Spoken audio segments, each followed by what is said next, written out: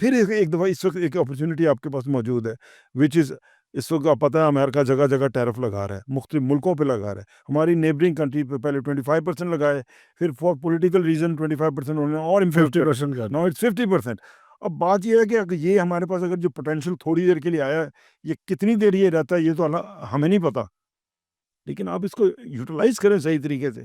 ہم اس کو یوٹیلائز نہیں کر پاتے۔ اب وہ جو میں آپ کو ایک ویتنام کا ایک جائزہ آپ سے عرض کر رہا تھا، دیکھیں وہ الیکٹرانکس میں چلے گئے ہیں، وہ الیکٹرانکس میں چلیں گے، سیمسنگ کی بہت بڑی انویسٹمنٹ وہاں چلی گئی ہے، ایپل کی بہت بڑی انویسٹمنٹ وہاں سیمسنگ ہمارے پاس پاکستان میں بھی جو آیا تھا۔ ہمارا تو دیکھو بہت چھوٹا سا شیئر ہے نا۔ اب دیکھیں نا آپ نے وہ اب اس چھوٹے شیئر کو بڑا اس کرنا تھا۔ اپرچونٹی کو آپ نے گریجولی بڑھانا ہوتا ہے۔ اب وہ تقریباً ان کی جو ہے وہ اچھی خاصی، میرا مطلب more than 50% of their export is only phones اور یہ الیکٹرانک گیجٹس ہیں۔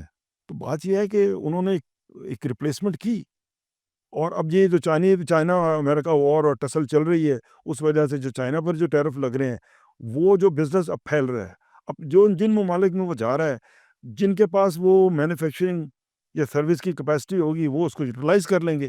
باقی ہم ماشاءاللہ پہلے بھی دیکھتے رہے ہیں، اب بھی دیکھتے رہیں گے، کیونکہ ہم نے کرنا تو کچھ نہیں ہے، یہی ہماری ہسٹری ہے۔